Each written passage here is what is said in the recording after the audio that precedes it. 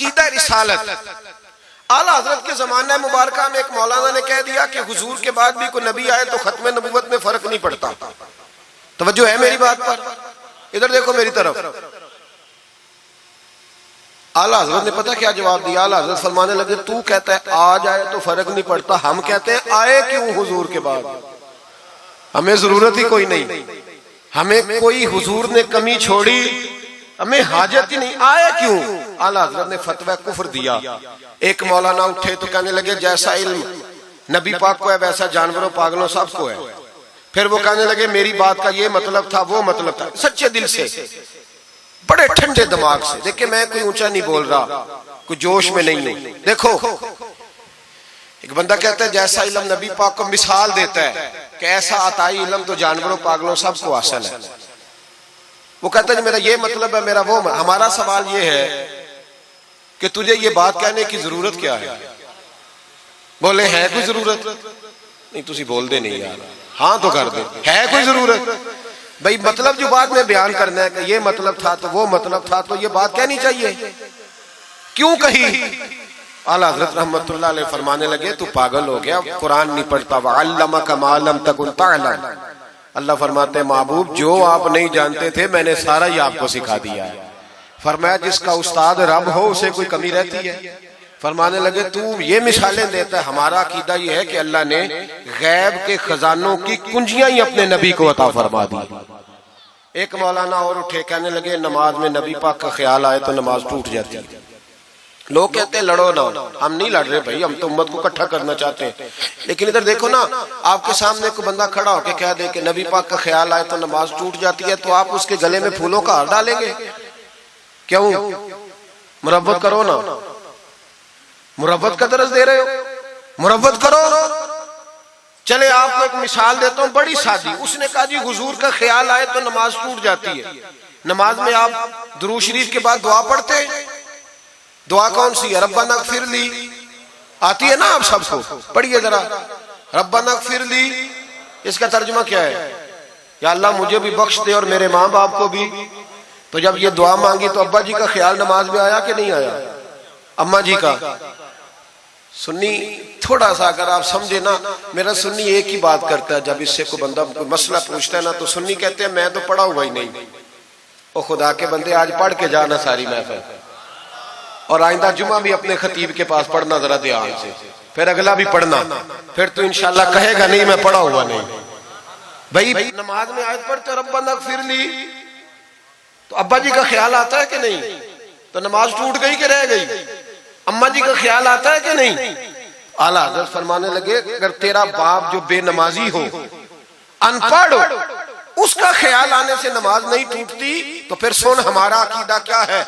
تو کہتا ہے نبی پاک کا خیال آ جائے تو نماز ٹوٹ جاتی ہے. اعلیٰ حضرت فرمانے لگے ہمارا عقیدہ یہ ہے کہ جب تک رسول پاک کا خیال آئے نا ہماری نماز ہوتی ہی نہیں، ہوتی نہیں جب تک. کچھ لوگوں نے کہہ دیا نبی پاک ہماری طرح بشر ہے. او بھائی دیکھو نا، آج خبر ملی ہے کہ ہالینڈ نے پھر سے خاکے شائع کر دیے. ادھر دیکھو میری طرف. یہ ناموس رسالت کا مسئلہ 100 سال پہلے اعلیٰ حضرت نے سمجھایا تھا اور فرمایا تھا دشمن احمد پہ شدت کیجئے، ملحدوں سے کیا مربت کیجئے، شرک ٹھہرے جس میں تعظیم حبیب، اس برے مذہب پہ لعنت کیجئے. وہ جو ناموس رسالت کی بات تب کی تھی، فرمایا نادانو آج تو تم کہہ رہے ہو کہ حضور ہماری طرح کے بشر ہے، تو جب تم بشر بناؤ گے تو پھر لوگ کہیں گے کہ سیاستدان کا خاکہ بن رہا ہے تو ان کا کیوں نہ بنے معاذ اللہ.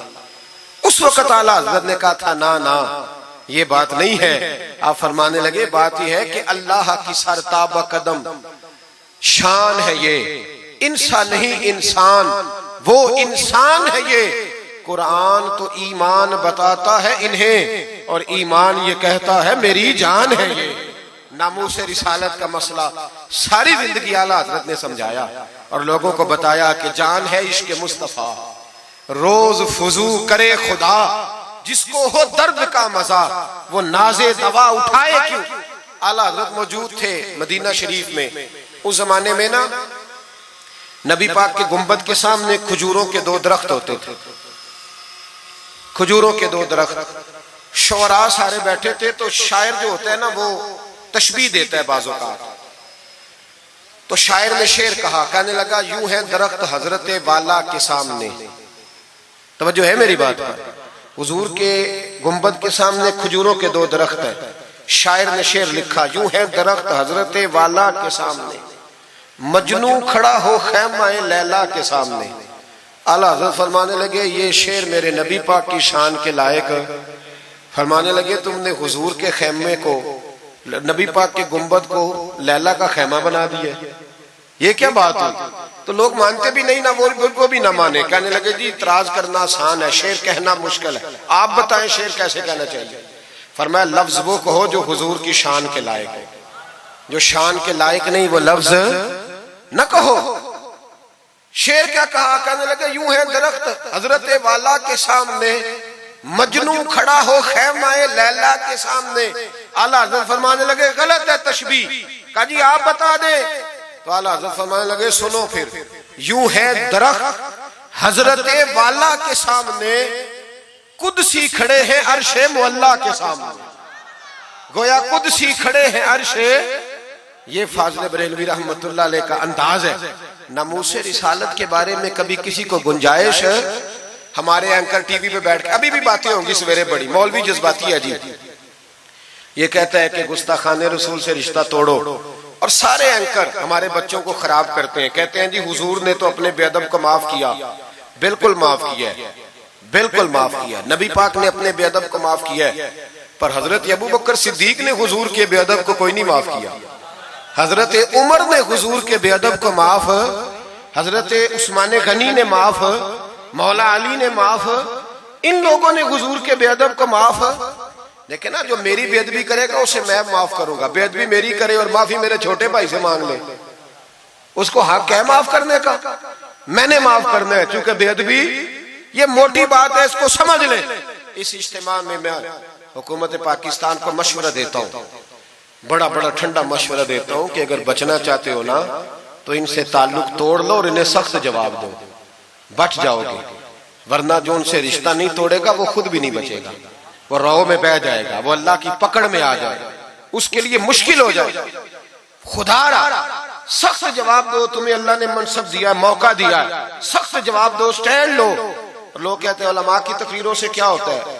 ہماری تقریروں سے غازی علم دین شہید پیدا ہوتے ہیں, ہماری تقریروں سے عامر چیمہ شہید پیدا ہوتے ہیں, ہماری تقریروں سے غازی ممتاز حسین قادری پیدا ہوتے ہیں, یہ یہاں سے پیدا ہوتے ہیں. اس لیے مہربانی کریں, خدا کا خوف کریں اور سخت جواب دیں, اور اپنے مسلمان ہونے کا, آپ مسلمان ہیں, مسلمان ہونے کا ثبوت دیں, سخت جواب دیں. اور اگر وہ نہیں مانتے تو گزارا کھانے پینے روٹی کے بغیر ہو جاتا ہے, پر نبی پاک کے بغیر نہیں ہوتا.